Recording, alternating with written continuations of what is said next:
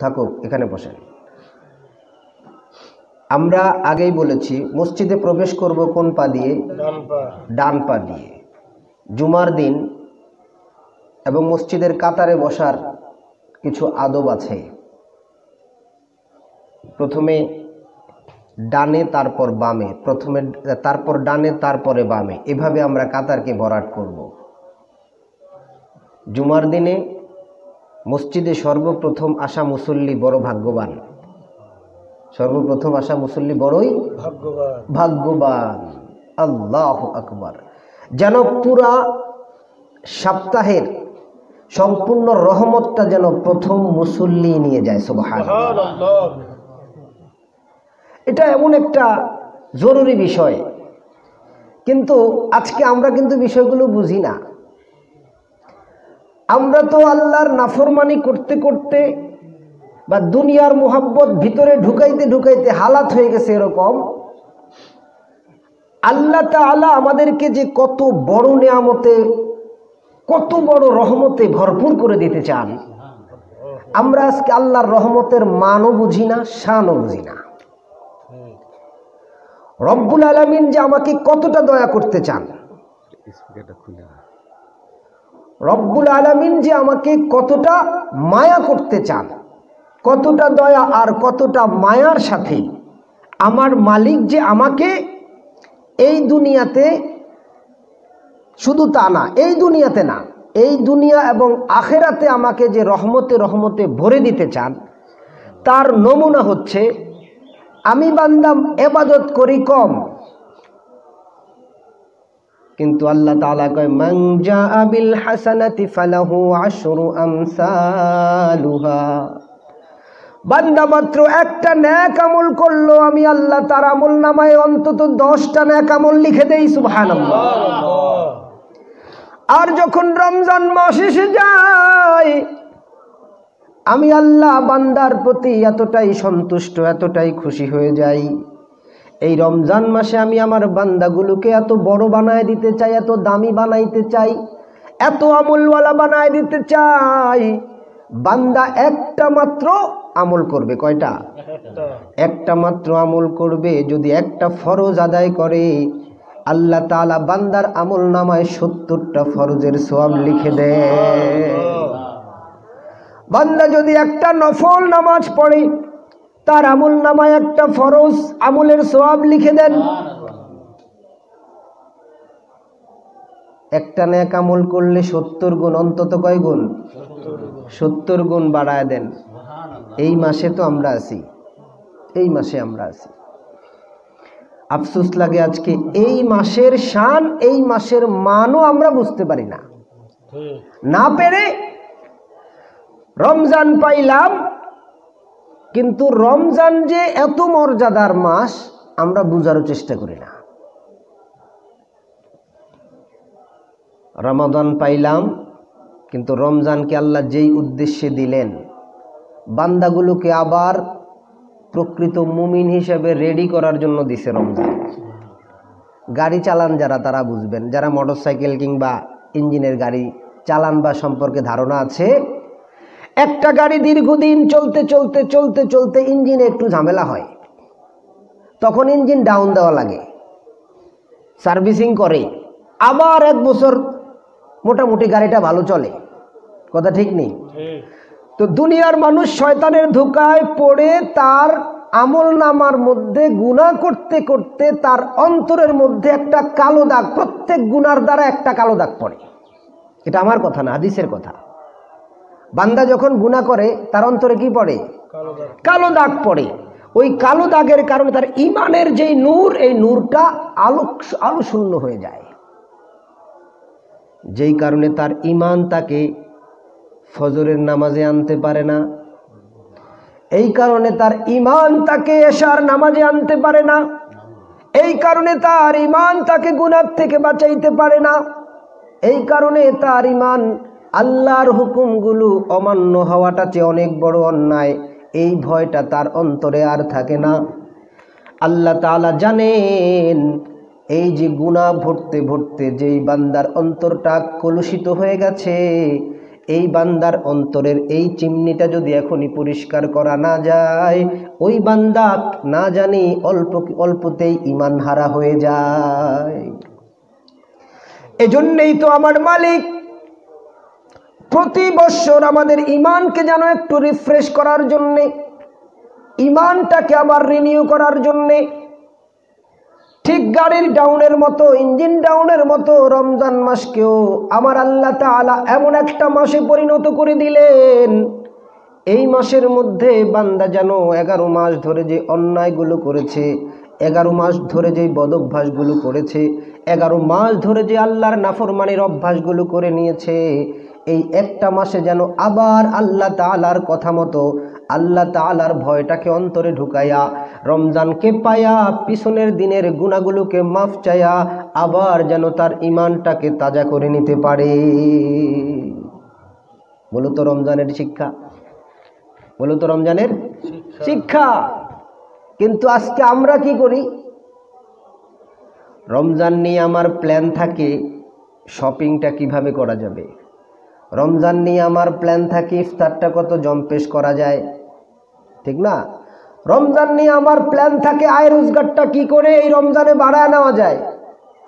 রমজান নিয়ে আমার প্ল্যান কি এটা আছে এখনো, যে কি করে আমার ঈমানটাকে অনেক অনেক উঁচু মাত্রায় উচ্চ জায়গায় পৌঁছায় দেওয়া যায় নাকি?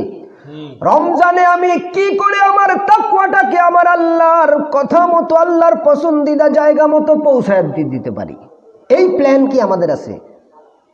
আফসোস হচ্ছে আজকে এই প্ল্যানে আমরা তো নাই। আমাদের প্ল্যান থাকার কথা ছিল রমজানে কি করে তাকওয়াটাকে বাড়ায় নেওয়া যায়। কারণ রমজান আল্লাহ কেন দিছেন? লাআল্লাকুম তাত্তাকুন, যেন তাকওয়াওয়ালা হতে পারো। রমজান কেন? যেন তাকওয়াওয়ালা হতে পারো, আল্লাহ নিজে বলতেছেন। তাহলে রমজান হচ্ছে তাকওয়া হাসিলের জন্যে, রমজান হচ্ছে আল্লাহর ভয় অন্তরে ঢুকায় দেওয়ার জন্যে। রমজান কি জন্যে? শুধু এই জন্য না যে দিনভর না খায়া থাকবা, এজন্য নাকি? না না, রমজান হচ্ছে আমার মালিকের ভয় অন্তরে পয়দা করার জন্যে। এখন নিজেকে নিজে প্রশ্ন করি, আমার রমজান আসলে কি জন্যে যাচ্ছে? রমজান যদি আল্লাহর তাকওয়া পয়দা করতো, আমার রমজান যদি আমার অন্তরে আল্লাহর ভয় পয়দা করতো, তাহলে আজকে ইমানদারের হালাত কেন এরকম হয় যে প্রথম রমজানে দেখা যায় মসজিদ ভরে যায়? কথা ঠিক নেই? প্রথম রমজানে দেখা যায় জোহরের নামাজেও মসজিদ ভরপুর, আসরের নামাজেও মসজিদ ভরপুর, এরকম মাগরিবের নামাজেও মসজিদ ভরপুর, আলহামদুলিল্লাহ এশা এবং ফজরেও দেখা যায় মসজিদ ভরপুর। তোমার রমজান যদি তোমার তাকওয়া বাড়ায় দিত, প্রথম রোজায় তোমার ভয় থাকলে দ্বিতীয় রোজায় তো ভয় আরো বাড়ার কথা ছিল। কিন্তু আফসোস লাগে আজকে আমাদের দেশের মুমিনের অবস্থা হলো এরকম, প্রথম রোজাতে যেই পরিমাণ নামাজি থাকে, দ্বিতীয় রোজাতে কিন্তু তার চেয়ে কিছুটা 2-1 জন কমতে থাকে, তারপরে তৃতীয় রোজাতে আরো কিছু কমতে থাকে। বলেন ঠিক না? দেখবেন তারাবিতে প্রথম কয়েকদিন খুব বেশি মানুষ, তারপরে আস্তে আস্তে কমতে থাকে। তবে আমাকে আপনাকে নিজেকে নিজে প্রশ্ন করেন, যদি আমার রোজা আমার তাকওয়া বাড়ায় দিত, তবে কি আমার মসজিদে মুসল্লির সংখ্যা রমজানের শুরুর থেকে মাঝখানে বাড়তো না কমতো? তাহলে বোঝা যায় আমার রোজা আমার তাকওয়া বাড়াইতে পারে নাই, আমার রোজা আমার তাকওয়া বাড়াইতে পারে নাই। আমরা শুধুমাত্র সামাজিকতা রক্ষার জন্যই যেন রোজা রাখি, অনেকটা এরকম। যেরকম নামাজের কথা আল্লাহ বলেছেন, ইন্নাস সালাতা তানহা আনিল ফাহশাই ওয়াল মুনকারি ওয়াল বাগই। নামাজ যদি কোনো বান্দা পড়ে, আল্লাহ বলেন নিশ্চয়ই নামাজ বান্দাকে অশ্লীলতা, অন্যায় এবং রাষ্ট্রদ্রোহিতা থেকে হেফাজত করবে। কে বলে? আল্লাহ বলতেছেন। কথা কি যার তার কথা না, স্বয়ং মালিকের কথা। আজকে আমরা নামাজও পড়ি, অশ্লীলতাও ছাড়ি না, আছে না নাই? নামাজও পড়ি, গুনাহও ছাড়ি না, নামাজও পড়ি, জুলুমও ছাড়ি না। কি বলেন? আসেনি আমাদের দেশে এরকম নামাজি? অভাব নাই। তাহলে সমস্যা কি? যেই নামাজ পড়লে, যেইভাবে নামাজ পড়লে গুনাহ ছাড়া যাইতো, যেইভাবে নামাজ পড়লে অশ্লীলতা থেকে মুক্ত থাকা যাইতো, যেইভাবে নামাজ পড়লে পরে মানুষের উপরে জুলুম ছাড়া যাইতো, আমি এখনো ওই লেভেলের নামাজি হতে পারি নাই। কথা ঠিক না? ওই লেভেলে, ওই নামাজ, ওই কবুল নামাজ এখনো আমার হয় নাই। আমার নামাজ যদি কবুল হয়ে যেত, আমি সকল অন্যায় থেকে নিজেকে বিরত আল্লাহ তাআলাই আমাকে যেন রেখে দিতেন। কথা ঠিক নেই? তাহলে আমাদেরকে এই কথাটা বুঝতে হবে, আমার নামাজ আসলে কোন লেভেলে আছে এটা আমি নিজেকে নিজে আস্তে আস্তে, মাঝে মাঝে যখন কেউ থাকে না ঘরের মধ্যে, একা একা নিজেকে নিয়ে ভাবি, আসলে কি আমার নামাজ এমন হলো কিনা যেই নামাজ অশ্লীলতা থেকে আমাকে মুক্তি দিয়েছে, যেই নামাজ অন্যায় থেকে আমাকে হেফাজত রেখেছে। আমার রোজা এমন হলো কিনা যেই রোজা আমার অন্তরের মধ্যে আল্লাহর ভয় ঢুকায় দিয়েছে। আমার রোজা কি এমন হলো কিনা প্রথম রোজার চেয়ে দ্বিতীয় রোজায় আল্লাহর ভয় বেড়েছে। কথা কি বুঝতেছেন? যদি দেখি প্রথম রোজার সময় আমার নামাজ পড়তে মনে চাইছে, দ্বিতীয় রোজার সময় নামাজের প্রতি মহাব্বত কমে গেছে, প্রথম রোজার সময় মসজিদ ভরে গেছে, পরের রোজাগুলোতে আমার মানুষ কমে গেছে, যদি এরকম হয়, যদি কিরকম হয়, কথা কি বুঝতেছেন আপনারা? প্রথম রোজায় যেই পরিমাণ মানুষ মসজিদে হয়, দ্বিতীয় রোজায় এই পরিমাণ হলো না, তাহলে আমি কি বুঝবো? তাকওয়া বাড়ছে না কমছে? আর আল্লাহ কয় রমজান দিছি কি কারণ, কি জন্য? তাকওয়া বাড়াবার জন্যে। লাআল্লাকুম তাত্তাকুন, আল্লাহ কি কয়? রোজা দিছি তাকওয়া বাড়াবার জন্যে। আর আমরা, আমাদের যেন তাকওয়া কমে যায়, নাউজুবিল্লাহ। তাহলে বুঝতে হবে রমজানের যেই উদ্দেশ্য, রমজানের যেটা মূল হিসেব, এই হিসেবের ধারে কাছে আমি নাই। কথা ঠিক নেই? এই হিসেবের ধারে আমি নাই। অতএব কারণে আমার রমজান কি করে আল্লাহ তাআলার হিসাব মতো হয়। যেই রমজানকে আমার আল্লাহ তাআলা বলেন, যেই রমজানের প্রতিদানের ক্ষেত্রে আল্লাহ তাআলা বলেন as-sawmu li, দুনিয়ার মানুষ রমজান হলো আমার জন্যে, ওয়া আনা আজজি বিহি, আর আমি তোমাদেরকে ওয়াদা দিলাম, ঘোষণা দিলাম, এই রমজানের প্রতিদান আমি আল্লাহ স্বয়ং নিজ কুদরতি হাতে দিব। তাহলে আমার রমজান কি ওই রকম হলো কিনা, আমার একটু মাঝে মাঝে নিজেকে নিজে জাস্টিফাই করা দরকার আছে না নাই? মাঝে মাঝে ভাববো, 10 রোজার আগে যেমন আল্লাহরে ভয় পাইতাম, 10 রোজার পরে আল্লাহর ভয় অন্তরে বাড়লো কি বাড়লো না? নিজেকে নিজে একটু মাপি না? নিজেকে নিজে একটু, ভাই নিজেকে নিজে মাপা দরকার। আল্লাহ বলেছেন হাসিবনি ক্বাবলা আন ইউহাসাব, তুমি নিজের হিসাব করো তোমার হিসাব নেওয়ার আগে। কিয়ামতের ময়দানে তো তোমার হিসাব নেওয়া হবে, হবে কি হবে না? কি মনে হয় হবে নি? আল্লাহ বলে ওই হিসাব নেওয়ার আগে তুমি নিজেকে নিজে হিসাব করো, আসলে তুমি কি লাইন মতো আছো কিনা। আল্লাহর কাছে যেদিন হিসাব দিতে হবে, ওই দিন হিসাব নেওয়ার মতো প্রস্তুত তুমি আছো কিনা, এটা তুমি আগের থেকে নিজে নিজে একটু হিসাব করো। যেমন আপনার যদি আগামীকাল কোনো কাজের হিসাব দেওয়া লাগে কাউকে, আপনি আগের থেকে একটা প্রস্তুতি নেবেন না? তাই কথা বুঝছেন কিনা, যে আমি আগামীকাল আমার হিসাবগুলো দিতে হবে। ঠিক তেমনি ভাবে মুমিন যদি জানে আমাকে কিয়ামতের ময়দানে হিসাব দেওয়া লাগবে, এজন্য আল্লাহ বলেন, আল্লাহর রাসূল বলেন হাসিব, কি করো? ক্বাবলা আন ইউহাসাবু, যে তুমি নিজের হিসাব আগে নিয়ে নাও, তোমার হিসাব নেওয়ার আগে, হিসাব নেওয়ার আগে। এজন্য আল্লাহর রাসূল দোয়াও করতেন, আল্লাহুম্মা হাসিবনি হিসাবান ইয়াসীরা, আল্লাহ আমার হিসাবটাকে সহজ করে দাও। হিসাবটাকে কি করে দাও? সহজ করে দাও। দোয়াও করতেন আল্লাহর রাসূল, আমাদেরকে শিখায়ও গেছেন। মাঝে মাঝে নিজেকে একটু হিসাব করব। এই জিন্দেগিতে যতদিন হায়াতে আমি বালেগ হয়েছি, সেই আমার বুলুগের বয়স থেকে, সাবালেগ হওয়ার বয়স থেকে হিসাব করি মনে মনে একদিন, যে আমার কত ওয়াক্ত নামাজ, কতদিন ফজর নামাজ পড়ি নাই। হিসাব করা দরকার কতটুকু, কতদিন পর্যন্ত জোহর নামাজ পড়ি নাই। বলেন তো, হিসাব করতে চাইলে কিছুটা হলেও তো আনুমানিক আন্দাজ পাওয়া যাবে, কথা ঠিক না? এমনিভাবে বলে হিসাব করবা, কি হিসাব করবা? যে আমার জিন্দিগিতে আমি কতদিন আল্লাহর নাফরমানি করছি, এটা হিসাব করো। কি করো? হিসাব করো। যদি তুমি নিজেকে নিজে হিসাব করতে পারো যে আসলে তোমার অবস্থা কি, যে আল্লাহর হুকুম যতগুলো ছিল আমি কয়টা পালন করেছি, আর কয়টা হুকুমের ক্ষেত্রে আল্লাহর নাফরমানি করেছি, বলেন তো হিসাব আমি করতে চাইলে পুরোপুরি 16 আনা না পাইলেও অনেকটা পাবো কি পাবো না? অনেকটা কিন্তু পাওয়া যাবে। হিসাব থাকা মুমিনের জন্য জরুরি। মুমিন বেহিসাবি হতে পারে না, মুমিন বেহিসাবি। তাইলে আমি যে আপনাদেরকে বললাম, আল্লাহ তাআলা বলেন রোজা কেন দিছি? লাআল্লাকুম তাত্তাকুন, যেন তাকওয়াওয়ালা হতে পারো।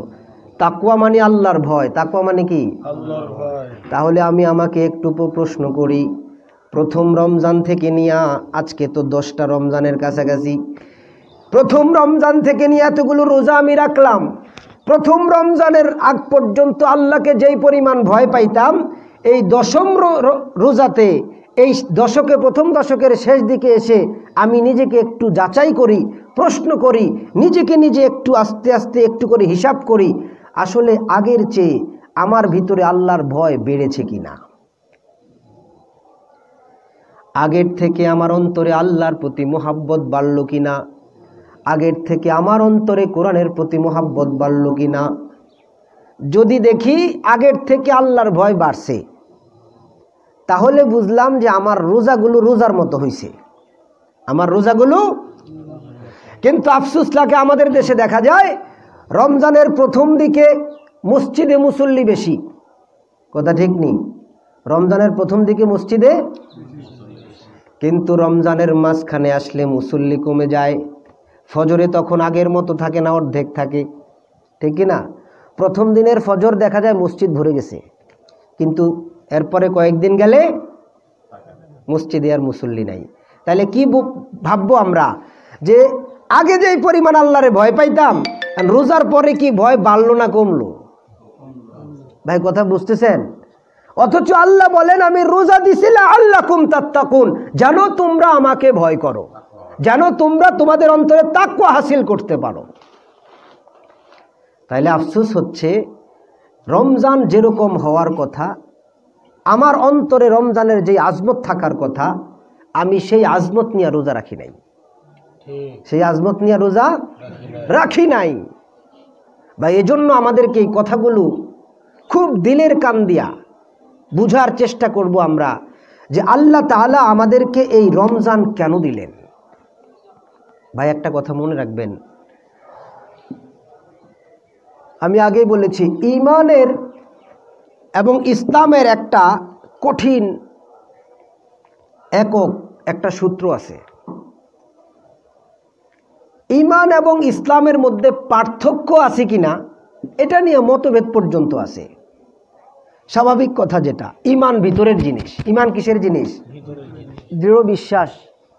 ঈমানের আরবি সংজ্ঞা হচ্ছে তাসদিক বিল জিনান, ইকরার বিল লিসান, আমল বিল আরকান।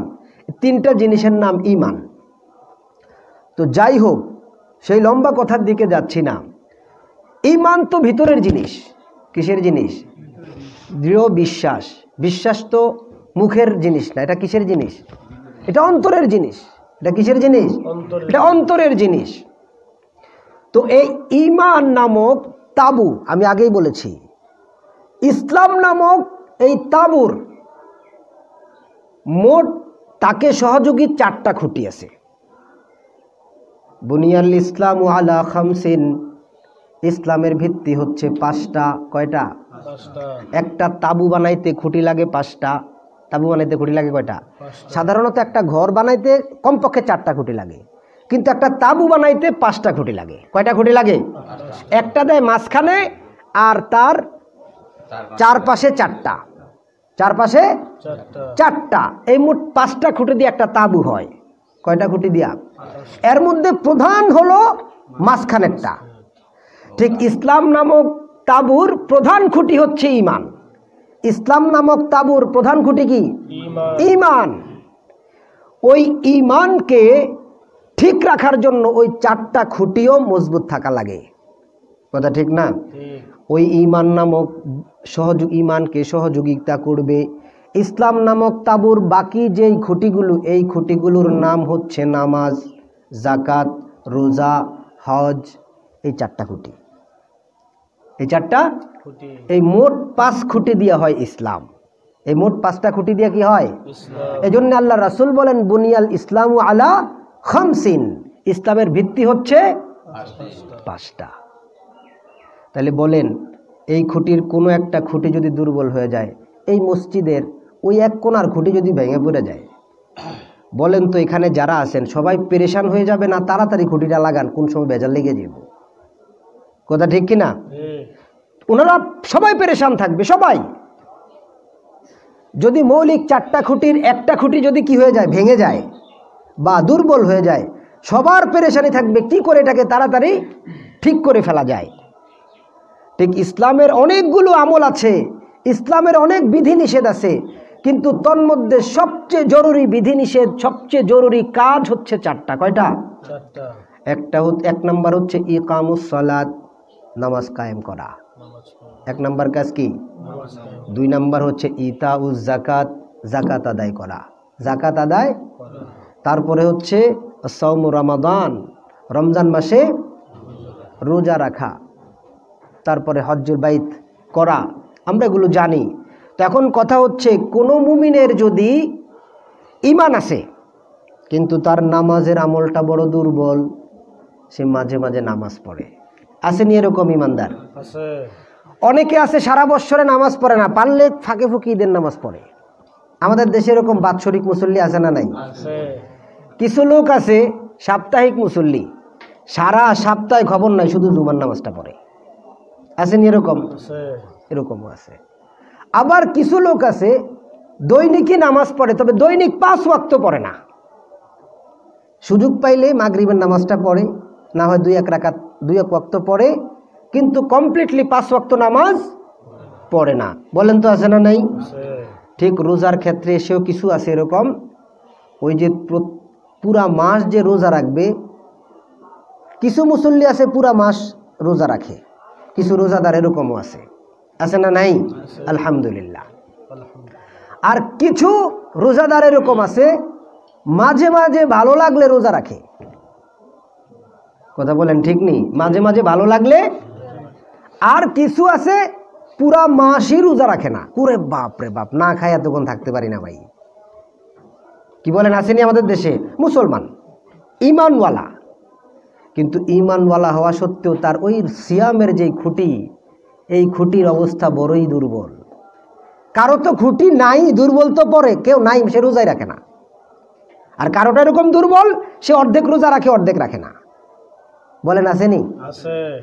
তাহলে আমার ঈমানের যেই তাবু, আমার ভিতরে ইসলামের যেই তাবু, আমি যে নিজেকে মুসলিম বলে পরিচয় দেই, আমার এই মুসলিম বলে পরিচয়টার মধ্যেই দুর্বলতা আছে। পরিচয়টার মধ্যে কি আছে ভাই? দুর্বলতা আছে। এই দুর্বল ঘর নিয়া ওই কিয়ামতের বিভীষিকাময় হিসাবের দিনে এই দুর্বল ঘর নিয়া টিকা যাবে না, দুর্বল ঘর নিয়া টিকা যাবে না।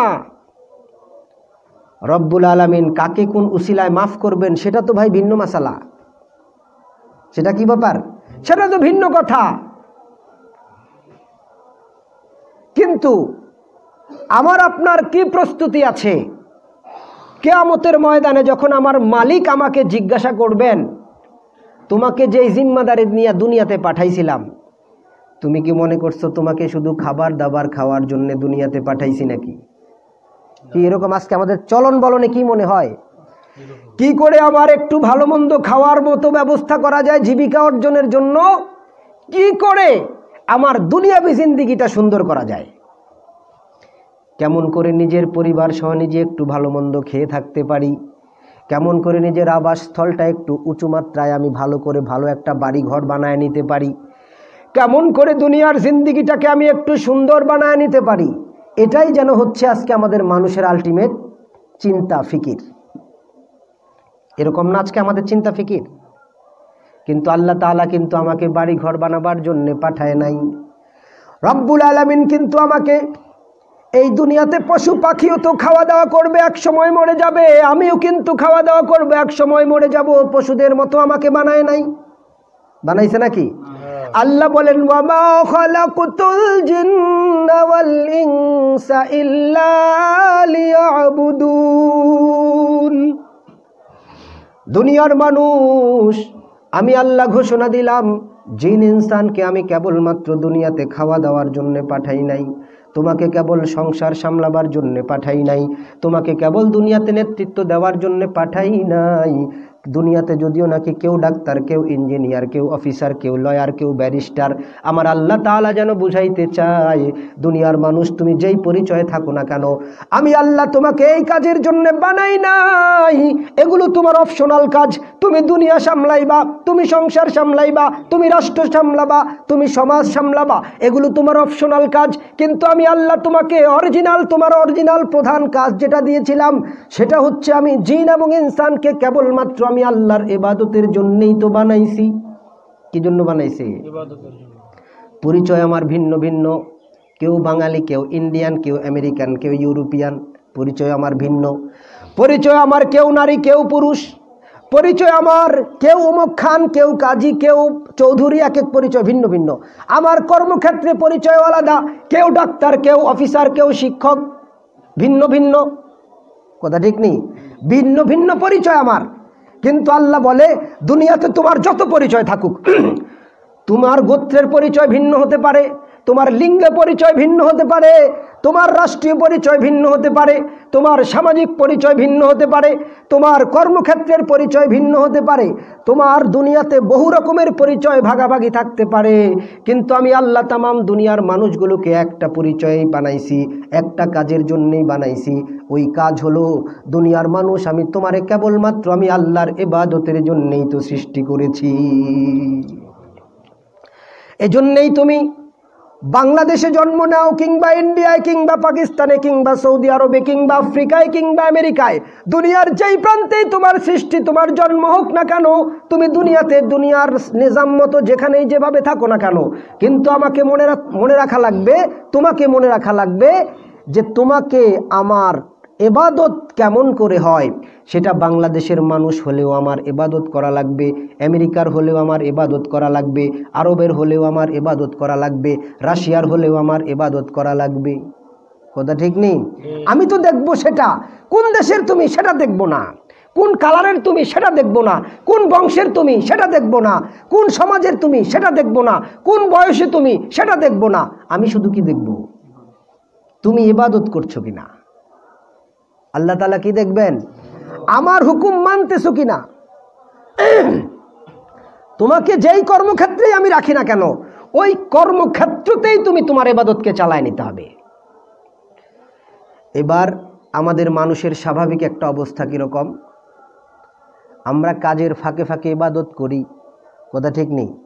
আমি চাকরি করি, আমি ব্যবসা করি, আমি যে কোনো কর্মক্ষেত্রে আছি, এর ফাঁকে ফাঁকে নামাজের টাইম হয়, আমি নামাজ পড়তে দৌড়াই। আছে না নাই? আমি ব্যবসা করি, ব্যবসার ফাঁকে ফাঁকে নামাজ পড়তে যাই। যে কোনো কর্মক্ষেত্রে থাকি, আজানটা হয়ে গেলে আমি মসজিদে চলে আসি, নামাজ পড়তে দৌড়াই। কিন্তু আফসোস লাগে আজকে রমজান মাসে মানুষ এটা পর্যন্ত বুঝে না, অথচ রমজানের আমল হওয়ার কথা ছিল 11 মাস হবে আমি কাজের ফাঁকে ফাঁকে ইবাদত করব, আর রমজান হওয়ার কথা ছিল ইবাদতের ফাঁকে ফাঁকে কাজ করব। কথা কি বুঝতেছেন? রমজান হওয়ার কথা ইবাদতের ফাঁকে ফাঁকে জরুরি কাজগুলো সেরে নিব, আর রমজানের বাইরে আমার অবস্থাটা ছিল এরকম, কাজের ফাঁকে ফাঁকে ইবাদতের টাইম আসলে ইবাদতগুলো করে নিব। কিন্তু আজকে আমরা কীরকম, রমজান আসলো আমার ব্যবসার স্পিড আরও বেড়ে যায়। কথা ঠিক না?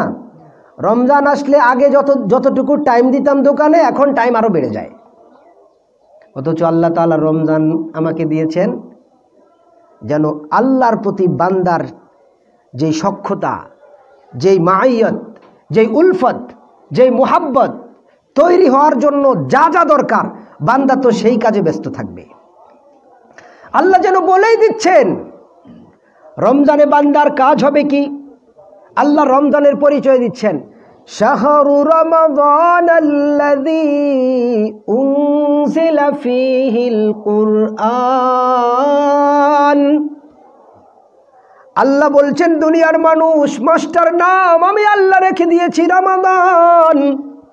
রমজান মাসের নাম রাখছে কি আল্লাহ।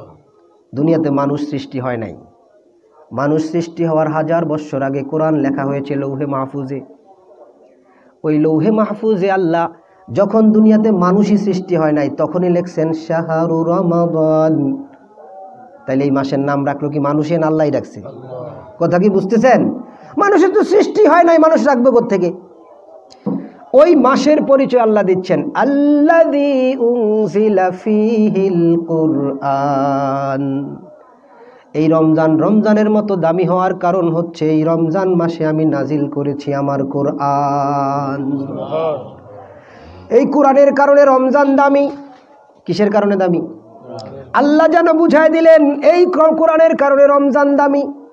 অতএব এই রমজানকে যদি তুমি তোমার তাকওয়ার উসিলা বানাইতে চাও, এই রমজানকে যদি তুমি বরকতওয়ালা বানাইতে চাও, রমজানের মধ্যে যদি তুমি রহমতকে বেশি আকর্ষণ করতে চাও, রমজানের মধ্যে যদি তোমার জিন্দেগির মাগফিরাত নিয়ে নিতে চাও, রমজানের মধ্যে যদি তোমার আত্মীয়স্বজন এবং তোমার জন্য নাজাতের ফয়সালা করে নিতে চাও, ও দুনিয়ার মানুষ, কাজ একটাই, উনজিলা ফীহিল কুরআন। আমি আল্লাহ ঘোষণা দিলাম তুমি জলদি করে কোরআনের কাছাকাছি চলে আসো। আজকে দুনিয়াতে অশান্তি না শান্তি বেশি? শান্তি বেশি না অশান্তি বেশি? দুনিয়াতে অশান্তি বেশি। পারিবারিকভাবে, রাষ্ট্রীয়ভাবে, সামাজিকভাবে যেদিকে তাকান শুধু অশান্তির আগুন জ্বলতেছে। কথা ঠিক নেই? বলেন তো সমস্ত সমস্যার সমাধান দিতে পারে কে? সমস্ত সমস্যার সমাধান এই উম্মতের, এই মানবতার আল্লাহ তাআলা রেখেছেন কোরআনের মধ্যে। কোথায়? আজকে দুর্নীতি বিরোধী আইন হয়, বলেন তো দুর্নীতি বাড়ে না কমে? ইফটিজিং বিরোধী আইন হয়, বাড়ে না কমে? ধর্ষণ বিরোধী আইন হয়, বাড়ে না কমে? কারণ কি? যদি আজকে এগুলো কোরআনের মতো চলতো, কোরআনের কথা মতো যদি জিন্দেগি চলতো, এই দুনিয়াতে শান্তির ফয়সালা উপরওয়ালা থেকে হয়ে যেত। কথা ঠিক নেই? এজন্য তামাম দুনিয়াতে যত বিপর্যয়, যত বিপদ আমরা দেখতেছি, সমস্ত বিপর্যয়, সমস্ত সমস্যার একমাত্র সমাধান হচ্ছে আল কোরআন। সারা মাস আমরা তো মাঝে মাঝে ফজরে একটু তেলাওয়াত শুনি ইমাম সাহেবের পিছনে, মাগরিবে একটু শুনি, এশায় একটু শুনি, পুরা কোরআন তো আর শুনি না। রমজান মাসে আল্লাহ যেন তারাবির মাধ্যমে পুরা কোরআনের মেসেজটা উম্মতকে দিয়ে দেওয়ার জন্য আল্লাহ তাআলা তারাবিকে এরকম মাশরু করে দিয়েছেন। ভাই কথা কি বুঝতেছেন? কিন্তু আফসোস হচ্ছে আজকে আমরা যদি খতম তারাবিও পড়ি, কি পড়লাম আর ওই কোরআনে কি বললো আমরা কিছুই বুঝলাম না। বলেন তো বুঝছি আমি? কারণ আমি তো কোরআন বুঝিই নাই। কোরআনের মেসেজ কি? কোরআন আমাকে কি নির্দেশ দিচ্ছে? আমার আল্লাহ আমাকে কি নির্দেশ দিচ্ছে? আমি তো কিছুই বুঝতেছি না।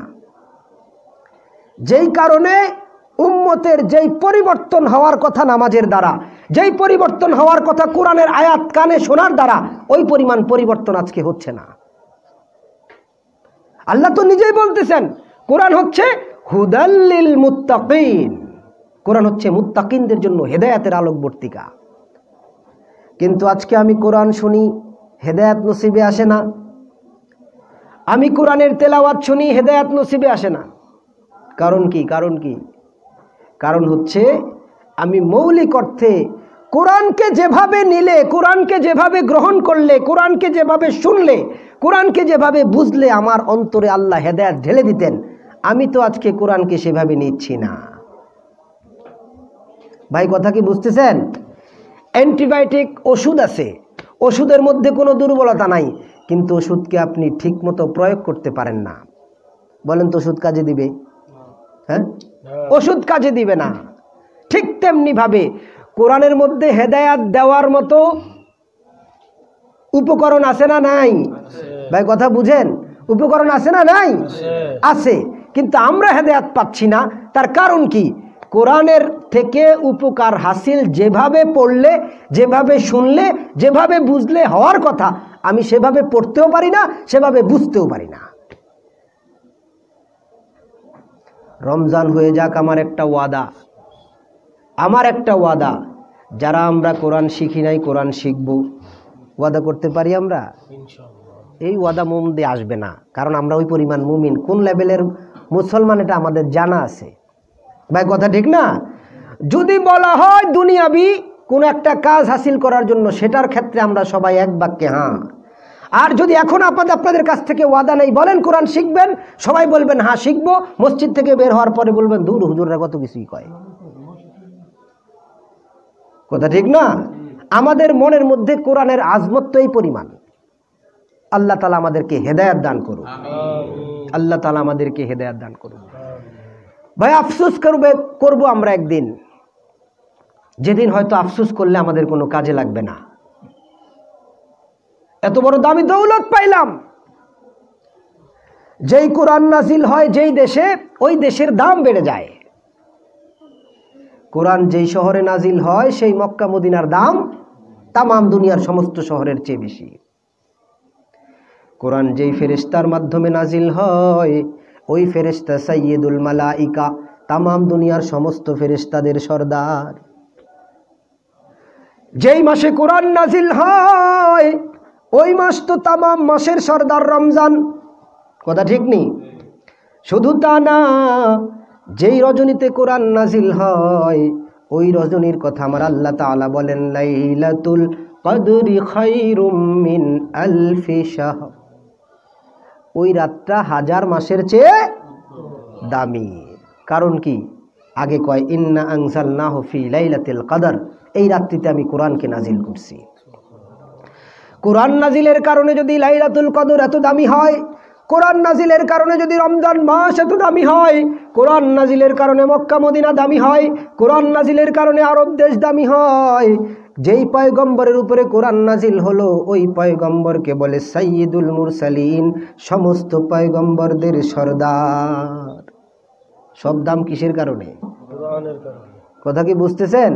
সব দাম কিসের কারণে? কিন্তু আফসোস লাগে এখানে যারা বসে আছি আমরা, যদি আমরা সূরা ফাতিহাটা শুনতে চাই, দেখা যাবে 90%-এর সূরা ফাতিহা ভুল। আমি মনে হয় পার্সেন্টটা অনেক কম বলছি, আমি নিশ্চিত 99%-এর সূরা ফাতিহা ভুল। কথা কি বুঝতেছেন? যদি বলেন চ্যালেঞ্জেই বলতে পারবো,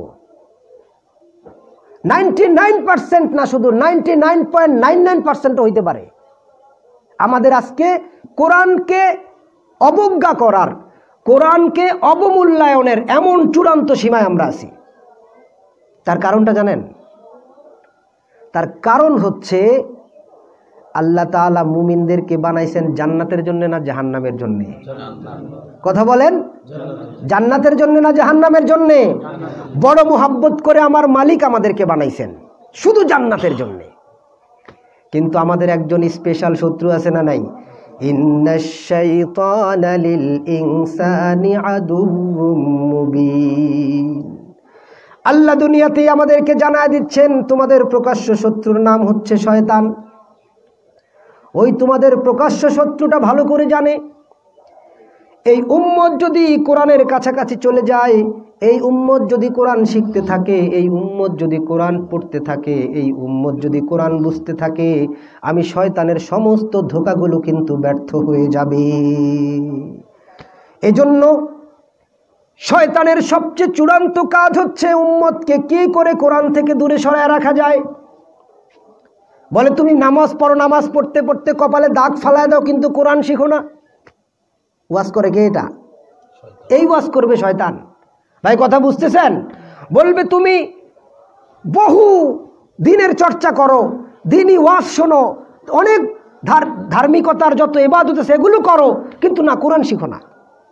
কারণ কি?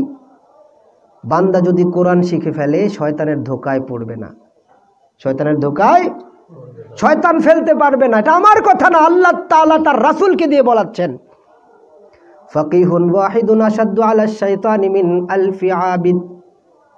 1000 জন সাধারণ আবেদকে গোমরা করা আমি শয়তানের জন্য যতটা কঠিন, একজন কোরআনের আলেমকে পথভ্রষ্ট করা আমি শয়তানের জন্য তার চেয়েও বেশি কঠিন। কথা কি বুঝতেছেন? এখন তো শয়তান আমাদের মাথায় অন্য কথাও ঢুকায় দেয়। আরে মাঝে মাঝে তো উলামায়ে কেরামও ভুল করে। আন্না আউয়ালুন নাসি আউয়ালু নাসিন, দুনিয়ার প্রথম মানুষই তো প্রথম ভুলকারী। এই কথা বুঝতেছেন? আদম আলাইহিস সালাতু ওয়াস সালাম থেকে নিয়ে আল্লাহ মানুষকে বানাইছে তো ভুল করার জন্য। কথা ঠিক কি না? আউয়ালুন নাসু আউয়ালু নাসিন বলে, আরে মানুষ তো ভুল করবে। অনেকে বলতে পারে কোরআনের এলেম আছে উলামায়ে কেরামের মধ্যে, তারাও তো ভুল করে। আমরা তো বলি না যে আমরা 16 আনা ফ্রেশ, আমরাও তো ভুল করি। কথা ঠিক কি না? হ্যাঁ, ভুল আমরাও করি। আমাদের ভুল আর সাধারণ মানুষের ভুলের মধ্যে একটা পার্থক্য আছে। সাধারণ মানুষ ভুল করে এমন জায়গায়, ওই ভুলটা যে ভুল সেটাও জানে না। এই কথাটা বললে যে আমার ঈমান থাকে না, সেটাও বুঝে না। ভাই কথা বুঝতেছেন আমার? আমি যে এই কথাটা বললে আমার ইসলামের বিরুদ্ধে যায়, এই কথাটা বললে কোরআনের বিরুদ্ধে যায়, এই কথাটা বললে রাসূলের সুন্নাহর বিরুদ্ধে যায়, এই কথাটা বললে হাদিসের বিরুদ্ধে যায়, এই কথাটা বললে যে আমার ঈমান শূন্য হয়ে যায়, এই জ্ঞানটা পর্যন্ত ওই সাধারণ মুমিনের নাই। যদি থাকতো সে বলতো না, না বলে সে এটার উপরেই পাক্কা থাকে, না আমার কথা ঠিকই আছে। বলেন তো এরকম মুমিন আছে না নাই? তাইলে তার ঈমান যে কখন চলে গেল সে জানেও না, সে তওবাও করে না, সে তওবাও। কিন্তু যদি কোনো কারণে যে আলেম সে একটা গুনাহ করে ফেলে, গুনাহ করার পর তার কোরআনের এলেম তাকে খোঁচাইতে থাকে, তার রাসূলের সুন্নাহ হাদিসের এলেম তাকে খোঁচাইতে থাকে। কথা বুঝতেছেন? যে এত বড় গুনাহ করলি কেন? রাতের বেলায় যখন দুনিয়ার মানুষ ঘুমায়, ওই লোকটার চোখে জায়নামাজের মধ্যে বসে চোখের পানি ছেড়ে দিয়ে মালিকের কাছে বলে, মালিক শয়তানের ধোকায় পড়ে হয়তো ভুলটা করে গেছি গো মালিক, দয়া করে মায়া করে তুমি আমারে মাফ করে দাও। সে হয়তো মাফ চায় না। কথা কি বুঝতেছেন? তো জানাটা জরুরি, এটা যে গুনাহ এটাই যদি জানলাম না তাহলে কি আমি মাফ চাইবো? ভাই কথা কি বুঝতেছেন? আমার এই কাজটা যে শিরিক যদি এটা বুঝলাম না, আমার এই কাজটা যে বিদআত যদি আমি বুঝলাম না, আমার এই কাজটা যে অন্যায় যদি আমি বুঝলাম না, তাহলে কি কেউ মাফ চাইবে? ঠিক এই পার্থক্যটা। আমরা বলছি না যে কোরআন এলেম থাকলে সে গুনাহই করবে না, হয়তোবা তার দ্বারা শয়তানের ধোকায় পড়ে গুনাহ হবে, কিন্তু সে আল্লাহর কাছে মাফ চাই নিবে। কিন্তু আরেকজন লোক হয়তো সে বুঝতেই পারবে না যে এই কাজটা গুনাহ, এই কথাটা গুনাহ। এই জন্য ভাই রমজানের মধ্যে আমরা আজম করি, জজম করি যে বাকি রমজান এমনকি রমজানের পরবর্তী সময় আমি সর্বপ্রথম আমার জিম্মাদারি হচ্ছে, আমরা যারা কোরআন ঠিক মতো পড়তে পারি না আমি আগে কোরআন পড়া শিখব। ওয়াদা করতে পারি তো ইনশাআল্লাহ? এই ওয়াদায় সবাই কি মুনাফিক না মুমিন? ভাই কথা কি বুঝতেছেন? কারণ মুনাফিকের ওয়াদা হলো মুখে, অন্তরে না। মুনাফিকের ওয়াদা কিসে? ভাই কথা বলেন, কথা বলেন। মুনাফিকের ওয়াদা কোথায়? অন্তর দিয়ে ওয়াদা করে না, কিন্তু মুমিনের ওয়াদা অন্তর থেকে হয়। মুমিনের ওয়াদা কি? মুনাফিকের একটা আলামত হচ্ছে ইজা ওয়াদা আখলাফা, যখন ওয়াদা করে খেলাফ করে, যখন ওয়াদা করে খেলাফ করে। আমরা মুমিনের ওয়াদা করেছি তো ইনশাআল্লাহ। আল্লাহ তাআলা যেন আমাদেরকে বাকি রমজান থেকে, এই রমজানের এখনো যতটুকু সময় বাকি আছে, কোরআনের কাছাকাছি থেকে এমন রমজান যেন রোজা আদায় করতে পারে যেই রোজা আমার তাকওয়াকে বাড়ায় দেয়, যেই রোজা আমার তাকওয়াকে বাড়ায় দিবে। আমরা দোয়া করবো না ইনশাআল্লাহ? আল্লাহ তাআলার কাছে আমরা সকলে দোয়া করব। আমরা এই মসজিদ দেখতেছেন, পবিত্র মাস, এই মাসকে কেন্দ্র করে আমরা যারা এই মসজিদে হাজিরা দিছি, আল্লাহ যেন প্রত্যেকটা বন্ধুর, প্রত্যেকটা মুসল্লি ভাইয়ের অন্তরের মধ্যে আল্লাহ পাকের তাকওয়ায় ভরে দেন। সুবহানাল্লাহ।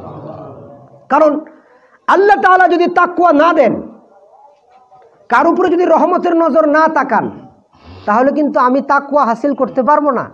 পারবো? রব্বুল আলামিন আমাকে কবুল করা লাগবে। রব্বুল আলামিনের পক্ষ থেকে আমার প্রতি যদি স্পেশাল রহমত থাকে আমি তাকওয়া হাসিল করতে পারবো। তাহলে তাকওয়ার মাধ্যম হচ্ছে রমাদানের রোজা। আর এই রোজাকে আমি এমনভাবে রাখার চেষ্টা করব যেই রোজার দ্বারা আমার অন্তরে আল্লাহর ভয় পয়দা হয়। এমন যেন না হয় প্রথম রোজায় আমি নামাজ পড়তাম, প্রথম কয়েকটা রোজায় আমি তারাবি পড়তাম, পরের রোজাগুলোতে আমি আর তারাবি পড়ি নাই। বলেন তো এরকম মুসল্লি আছে না নাই? তারাবির একটা সিজদায় ১৫০০ নেকি লেখা হয়। সুবহানাল্লাহ। তারাবির একটা সিজদার বিনিময়ে আল্লাহ তাআলা জান্নাতে একটা মহল বানায়, যেই মহলের মধ্যে ৬০,০০০ কত হাজার? ৭,০০০ মনে করেন না, আবার ৬০,০০০, ৫০-৬০, যেটা ৬০,০০০ এত বড় মহল তৈরি করেন, যেই মহলে ৬০,০০০ দরজা থাকবে, এক একটা স্বর্ণের এক একটা রূপার। আমরা তো যে ইবাদত পেয়েছি, যেই মাস পেলাম, ওই মাসের কদর করতে পারি নাই। আমাদের চেষ্টা হলো কত তাড়াতাড়ি নামাজ শেষ করা যায়, কত তাড়াতাড়ি মাসটা চলে যায়, মাসটা গেলেই বাঁচি। এত যন্ত্রণা ভাল লাগে না? বলেন আছে না এরকম? আল্লাহু আকবার, আল্লাহু আকবার। ভাই এটা তো হলো আল্লাহকে আপন করার মাস, আপন করার মাস। এই মাসটাকে গনিমত মনে করি, এই মাসটাকে গনিমত মনে করি। আমাদের যাদের সন্তান আছে, সন্তানগুলোকে নিয়ে মসজিদে হাজিরা দিব। এই সন্তানগুলোকে আমি আমার জান্নাতের উসিলা বানায় নিব। কথা কি বুঝে আসতেছে? আমার সন্তান যেন নামাজি হয়, আমার স্ত্রী যেন নামাজি হয়, আমার ভাই বোন মা বাবা যেন নামাজি হয়, এই দাওয়াত আমি পৌঁছায় দিব। আমি কি করব? পৌঁছায় দিব। এই রমজানে আমার সন্তানটা যেন রোজা রাখে, আমার মেয়েটা যেন রোজা রাখে। আজকে তো কপাল পোড়া বাবা মা এরকমও আছে, আরে ছেলে রোজা রাখলে শুকায় যাবে, শরীর খারাপ করবে, মেয়েটা শুকায় যাবে। আছে না না এরকম মানসিকতার? আল্লাহ তাআলা এই ধরনের শয়তানের ধোঁকার থেকে আমাদেরকে হেফাজত করে নেন। কারণ আল্লাহ তাআলা এমন কোন ইবাদত আমাদের উপরে চাপায় দেন না যে ইবাদত দ্বারা মুমিনের ক্ষতি হয়। দিছে নাকি? লা ইউকাল্লিফুল্লাহু নাফসান ইল্লা উসআহা। আমি আল্লাহ বান্দার উপরে এমন কোন কঠিন কিছু চাপায় দেই নাই যেই জিনিসের দ্বারা আমার বান্দার ক্ষতি হবে। বরং বান্দার উপকার যা, আমি আল্লাহ তাই বান্দার জন্য জিম্মাদারি ফরজ করে দিয়েছি। আল্লাহ আমাদের জন্য সমস্ত কিছু আমাদের উপকারার্থে দিয়েছেন। তাহলে আমি ভুল যেন না বুঝি, আমি ভুল যেন আল্লাহ তাআলার কাছে আমরা এতটুকু আজকে যদি একটু আজম করতে পারি, একটু ওয়াদা করে নিতে পারি মনে মনে। ওয়াদা আমার সাথে করার দরকার নাই, ওয়াদা করবো কার সাথে? ওই আল্লাহর কাছে ওয়াদা করি, আল্লাহ জিন্দেগিতে আর যতদিন বেঁচে থাকবো তোমার হুকুমের নাফরমানি করব না। আজকের থেকে, এই জুমার থেকে আমরা কি আজম করতে পারি না, মালিক যতদিন সুস্থ থাকবো বেঁচে থাকবো এক ওয়াক্ত নামাজ ছাড়বো না? বলতে পারি আমরা? বলতে পারি আমরা? কার সাথে বলেন তো? আমরা আর এক ওয়াক্ত নামাজ আল্লাহর কসম মনে মনে না করেন, কিন্তু ওয়াদা করেন আল্লাহর সাথে, আমরা আর কোনোদিন এক ওয়াক্ত নামাজ তরক করব না। পারবো না ইনশাআল্লাহ?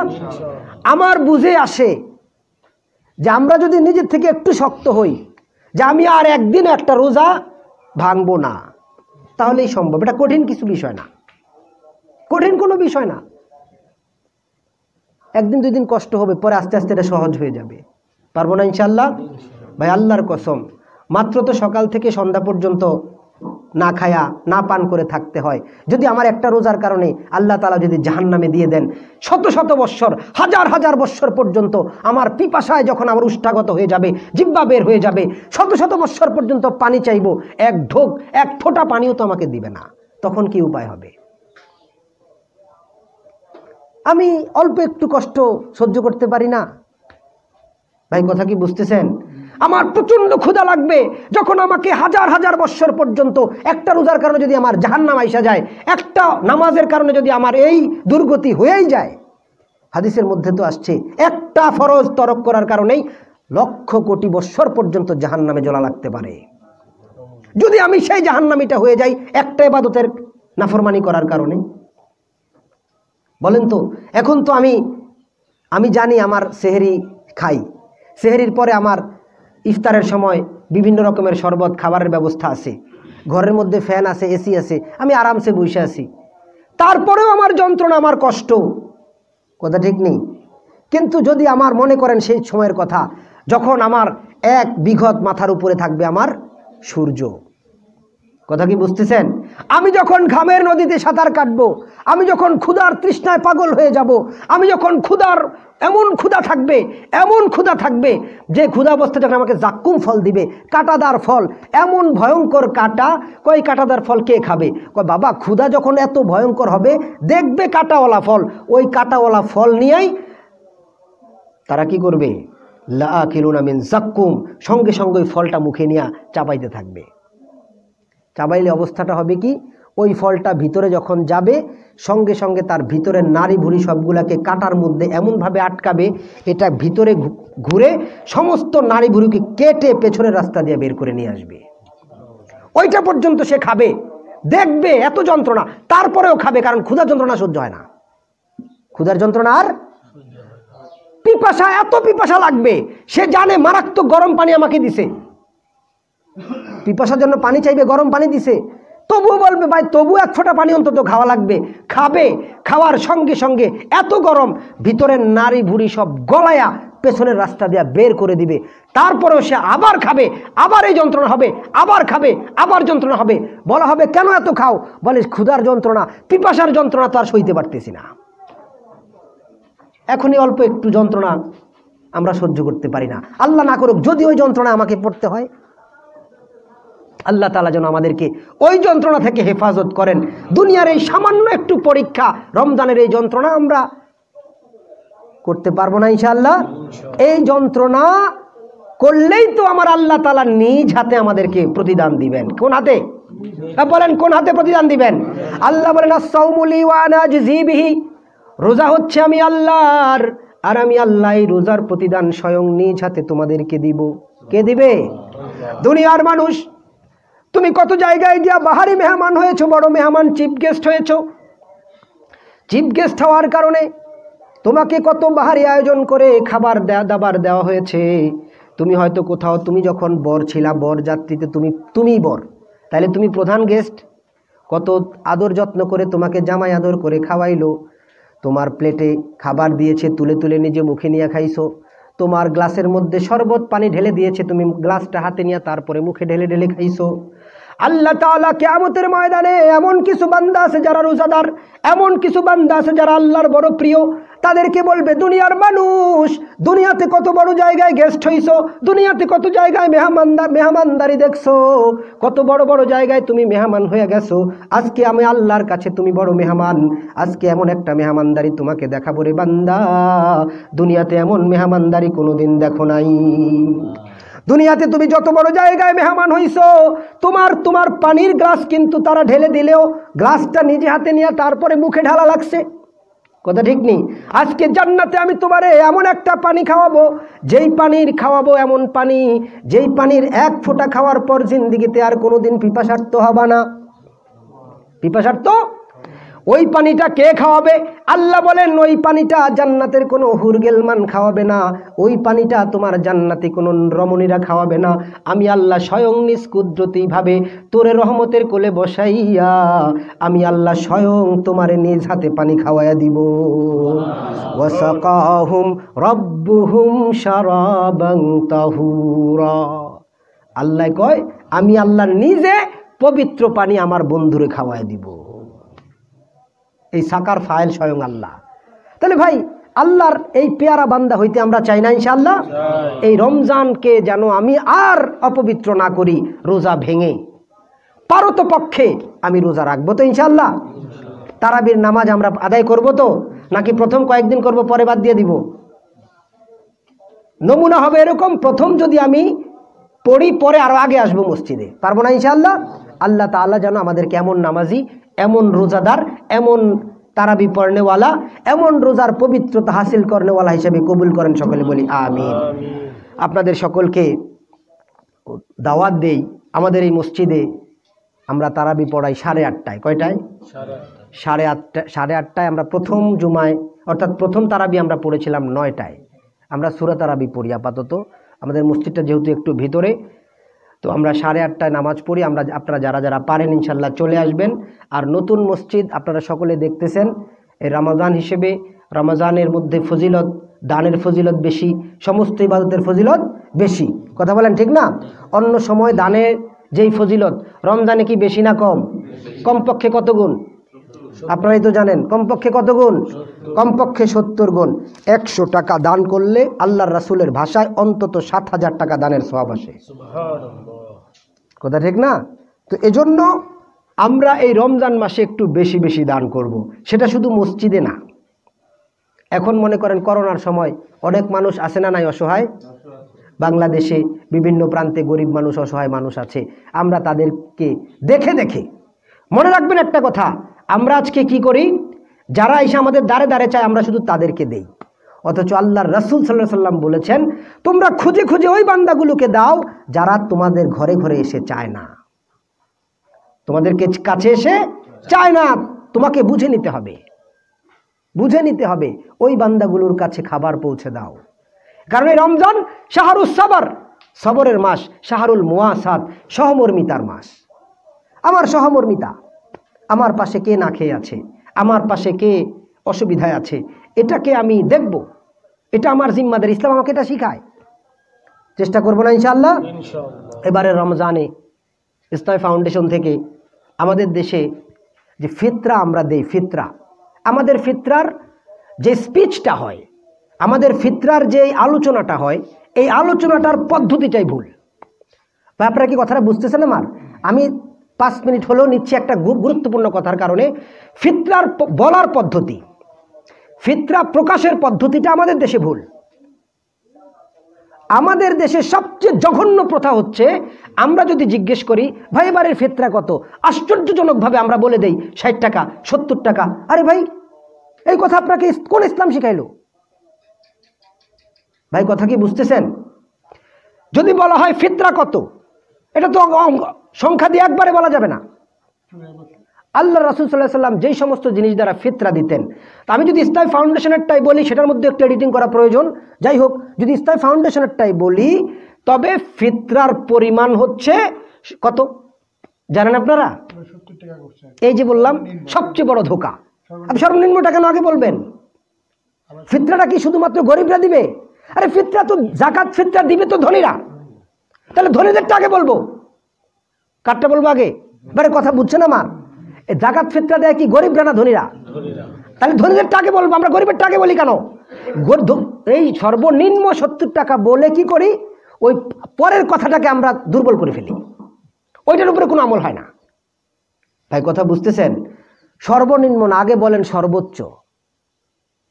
সর্বোচ্চ ফিতরার সর্বনিম্ন, সর্বোচ্চর মধ্যে সর্বনিম্ন হচ্ছে 2310 টাকা।